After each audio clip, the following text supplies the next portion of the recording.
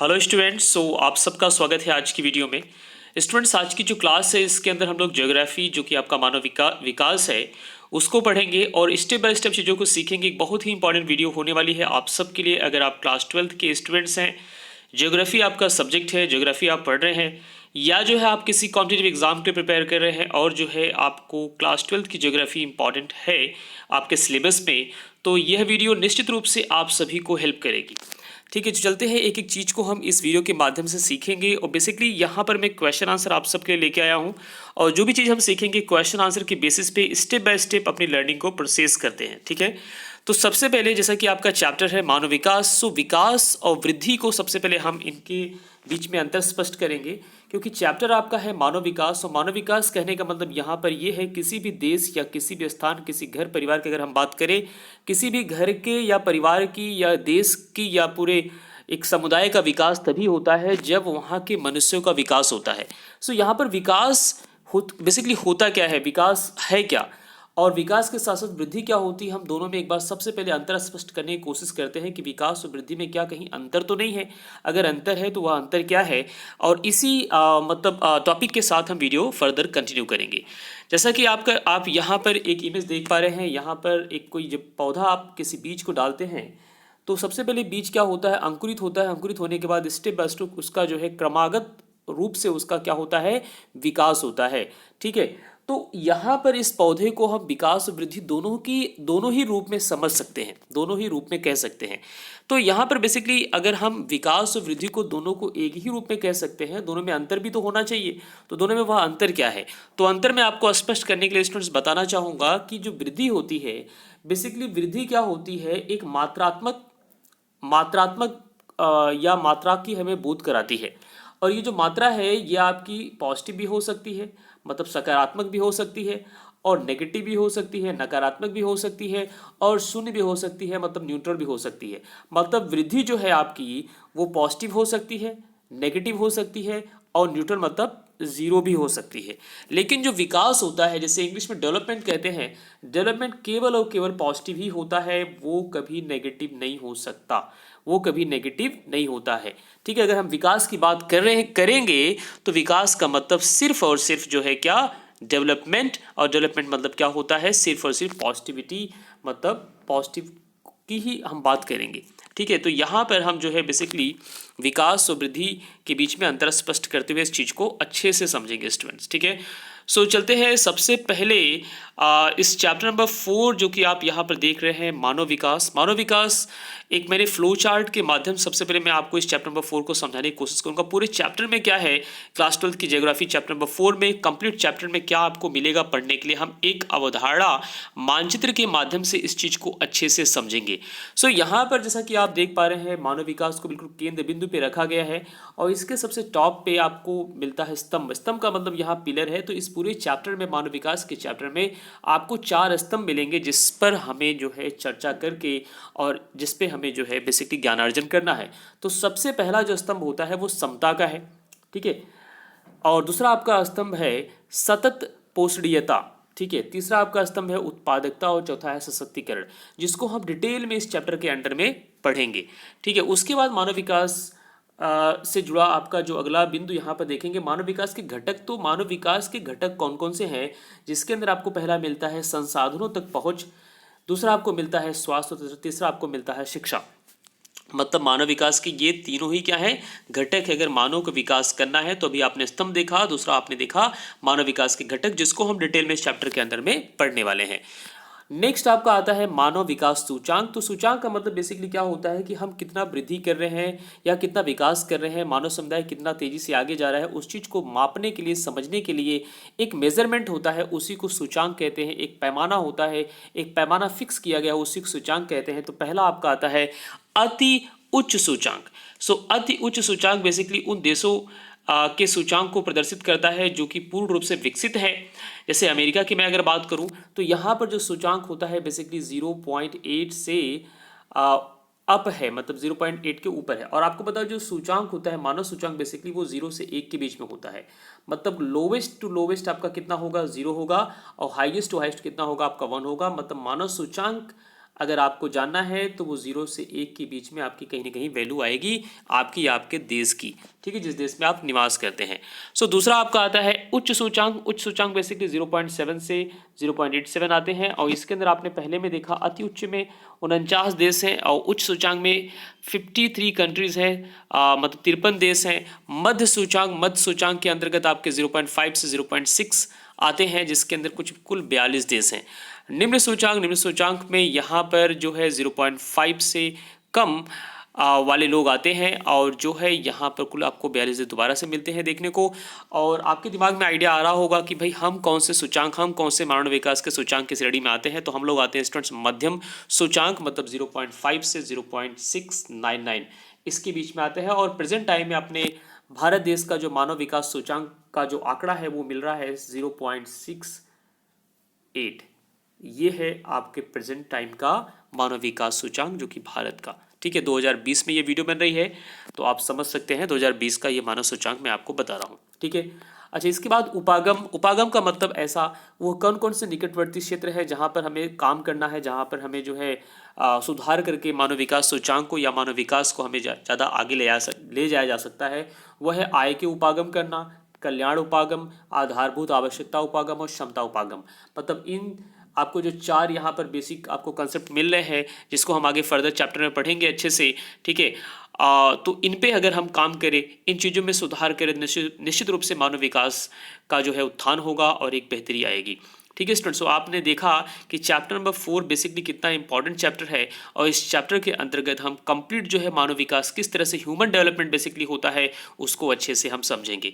और यहाँ पर जो आपकी अंडरस्टैंडिंग होगी वो बेसिकली प्रश्न उत्तर के बेसिस पे होगी। प्रश्न उत्तर के बेसिस पे ये सारे इंपॉर्टेंट क्वेश्चंस मैं आप सबके लिए लाया हूँ। ये सारे इंपॉर्टेंट क्वेश्चंस अगर आप क्लास 12 के स्पेशली स्टूडेंट्स हैं, सो यह वीडियो डेफिनेटली आपके एग्जाम के पॉइंट ऑफ व्यू से है और आपके एग्जाम की प्रिपरेशन होगी। साथ ही साथ अगर आप किसी कॉम्पिटिटिव एग्जाम के लिए प्रिपेयर कर रहे हैं तो निश्चित रूप से इस वीडियो के माध्यम से आपको पूरे चैप्टर की एक अंडरस्टैंडिंग बहुत ही बेहतर तरीके से की पॉइंट्स, जितने भी इंपॉर्टेंट पॉइंट्स, वो सारे पॉइंट्स आपको बहुत बेहतर तरीके से मिल जाएंगे, ठीक है। सो सबसे पहला क्वेश्चन आता है, ये सारे 1 नंबर वाले क्वेश्चन है, मतलब एक बहुत ही स्मॉल पॉइंट्स वाले क्वेश्चन है ये। यहाँ पर इसे हम अतु लघु उत्तरी कहेंगे। सो पहला क्वेश्चन आपसे पूछता है कि सार्थक जीवन का अर्थ स्पष्ट कीजिए। मतलब सार्थक जीवन का मतलब क्या होता है? क्या सार्थक जीवन का मतलब हमारी उम्र लंबी हो उसी से मतलब है? बिल्कुल नहीं स्टूडेंट्स, ठीक है। सार्थक जीवन केवल दीर्घ नहीं होता, जीवन का कोई उद्देश्य होना चाहिए। मतलब हमारे जीवन में अगर हमारी उम्र बहुत लंबी है, हम 100 साल का अगर वरदान पाके अपने जीवन को जी रहे हैं, तो हमारे जीवन का कोई अर्थ नहीं है स्टूडेंट्स। हम भले ही 50 साल जिंदा रहें, लेकिन हमारे जीवन का कोई ना कोई उद्देश्य होना चाहिए। अकर्मण्यता नहीं होनी चाहिए, अपने जीवन में कार्यरत हमें होना जरूरी है। तो यहाँ पर कहने का मतलब यही है, सार्थक जीवन केवल दीर्घ नहीं होता, जीवन का कोई उद्देश्य होना चाहिए। अर्थात लोग स्वस्थ हो, विवेक पूर्वक सोचकर समाज में प्रतिभागिता करे, ठीक है। समाज में अकर्मण्यता न फैलाए, समाज में स्वस्थ रह करके क्या करे, प्रतिभागिता करे, समाज के उत्थान के लिए कर्म करे और उद्देश्यों को पूरा करने में स्वतंत्र हो। और जो भी उद्देश्य अपने उन्होंने साधा है या पूरा करने की कोशिश कर रहे हैं, उसके लिए उनको स्वतंत्रता मिलनी चाहिए, जो हमारा देश हमें देगा या देना चाहिए, ठीक है।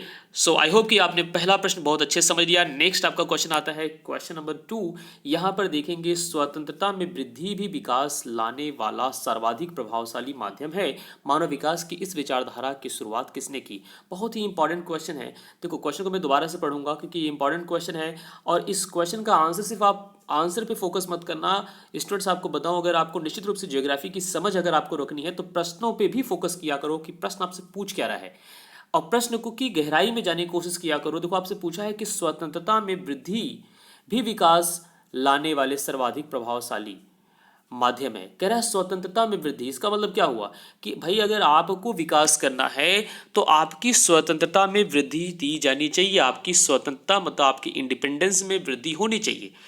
कहने का मतलब यहाँ पर यह है कि इसे मान लेते हैं आप किसी परिवार के सदस्य हैं, ठीक है, और आपको एक पर्टिकुलर कोर्स करना है। आपको लगता है कि इस कोर्स को करके मैं शायद आगे बेहतर कर सकता हूँ, या आपका मन पसंदीदा वो कोर्स है, लेकिन आपको उस परिवार में रह करके आपको स्वतंत्रता ही नहीं है किसी चीज़ को करने की, ठीक है। आप मतलब बाध्य है, आपको परिवार की बातों को मानने से बाध्य है या किसी देश की बात को मानने से आप बाध्य है, आपको स्वयं की स्वतंत्रता नहीं है अपने मन से कोई काम करने की, तो निश्चित रूप से आपका विकास जो है वो स्लो पड़ जाएगा, वो ढीला पड़ जाएगा। इस चीज़ को, इस बात को, इस प्रश्न को मतलब सत्यापित करते हुए इस मतलब ऐसे प्रश्न पे जो है जो उत्तर इन्होंने दिया है, इस पर जो चर्चा की है, उनका नाम है नोबेल पुरस्कार विजेता जो है अमर्त्य सेन ने। ठीक है, तो यहाँ पर आपसे पूछा यही है स्टूडेंट्स, मानव विकास की इस विचारधारा की शुरुआत किसने की? इस विचारधारा की जो शुरुआत करने वाले महान अपने जो है देशवासी हैं, जिनका नाम है अमर्त्य सेन, और जो नोबेल पुरस्कार विजेता भी हैं। तो आप समझ सकते हैं नोबेल पुरस्कार तो ऐसे मिलता नहीं। ठीक है, इसके बाद अपना प्रश्न नंबर 3 आता है, मानव विकास के प्रमुख केंद्र बिंदु क्या है? तो मानव विकास के केंद्र बिंदु आपको समझाने हैं यहाँ पर। तो यहाँ आपके बेसिकली 3 बिंदु होते हैं। सबसे पहले आपका स्वास्थ्य होता है भाई। आपका विकास तभी हो सकता है जब तक आप स्वस्थ नहीं रहेंगे। स्वास्थ्य सबसे ज़्यादा जरूरी है, तो हमें स्वास्थ्य और सेहत का रख रखाव सबसे इंपॉर्टेंट चरम पे रखना चाहिए। उसके बाद होता है शिक्षा। अगर आप स्वस्थ हो गए लेकिन शिक्षा नहीं है, मतलब आपने स्वास्थ्य तो इकट्ठा कर लिया, ठीक है, लेकिन आपके अंदर अकल बिल्कुल नहीं है, आपको ज्ञान बिल्कुल नहीं है, तो निश्चित रूप से आप मतलब सर्वनाशी करोगे। इसलिए शिक्षा उसके बाद दूसरे नंबर पे आता है। उसके बाद शिक्षा भी हो रही है, तो संसाधन भी तो होना चाहिए। शिक्षा है, स्वास्थ्य है, संसाधन नहीं है, तो आप कैसे विकास कर सकते हो? इसलिए इन 3 जो है बेसिक प्रमुख बिंदुओं पे काम किया जाना चाहिए।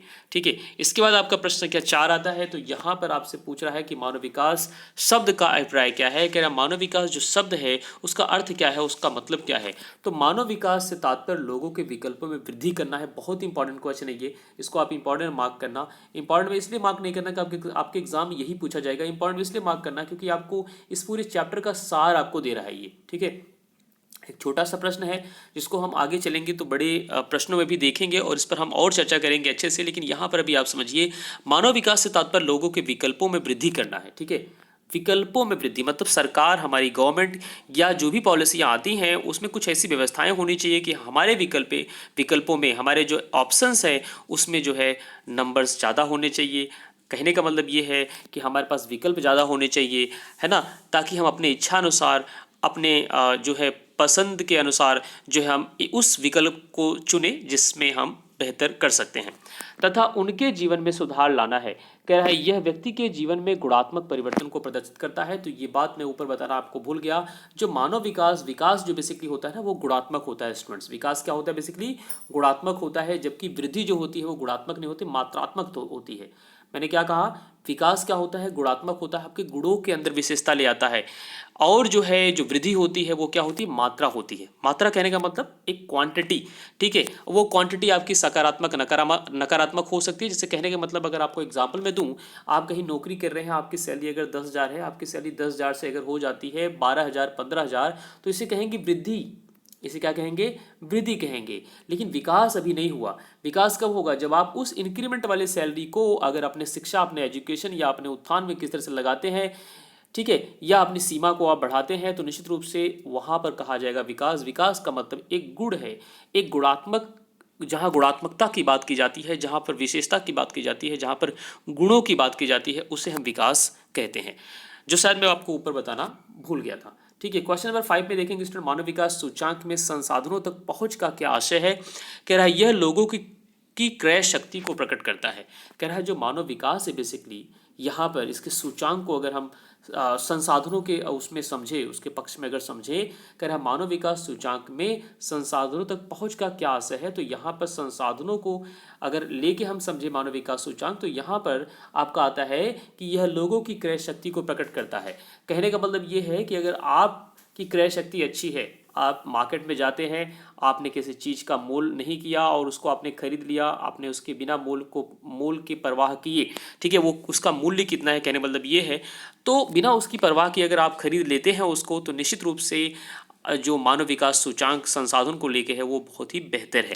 ठीक है, अक्सर हम लोग मार्केट में जाते हैं तो लोग बार्गेनिंग करते हैं, करना भी चाहिए, जरूरी है, लेकिन यहाँ पर बेसिकली हम लोग बार्गेनिंग क्यों करते हैं? बार्गेनिंग करने का 2 आशय होता है। एक तो हम सोचते हैं कि कम से कम में वो चीज़ अपने को मिल जाए, दूसरा ये होता है कि हमारे जेब में अलाउंस ही नहीं होता, हमारे जेब में इतनी मनी ही नहीं होती, इतने पैसे ही नहीं होते कि हम जो है उसको खरीद ले। इसी वजह से हम बचाने की कोशिश में लगे रहते हैं। तो यहाँ पर जब से जैसे आपकी क्रय शक्ति बढ़ती है, जैसे जैसे आपकी क्रय शक्ति, आपकी खरीदने की शक्ति बढ़ती है, वैसे वैसे मानव विकास सूचांक में संसाधनों तक पहुंच आपकी क्या होती है, बढ़ती रहती है। ठीक है, तो जितने भी विकसित देश आपको मिलेंगे उनकी क्रय शक्ति अपने इंडियन से बहुत ज़्यादा होती है स्टूडेंट्स, इसलिए वो देश निश्चित रूप से वहाँ पर प्रति व्यक्ति आय भी अधिक होती है। तो इसी वजह से वो देश क्या है, विकसित भी है। कह रहा है यह आर्थिक सामर्थ्य का सूचक है। बेसिकली ये क्या है, आर्थिक सामर्थ्य का सूचक है। आपने देखा होगा गली में जब सेब वाले आते हैं, तो अगर एक सेब आपको 50 रुपये किलो मिलता है तो आप सोचते हो यार चल ठीक है, अच्छे रेट में उठा लेते हैं आप, ठीक है, 1 किलो 2 किलो 3 किलो ले आते हैं घर में।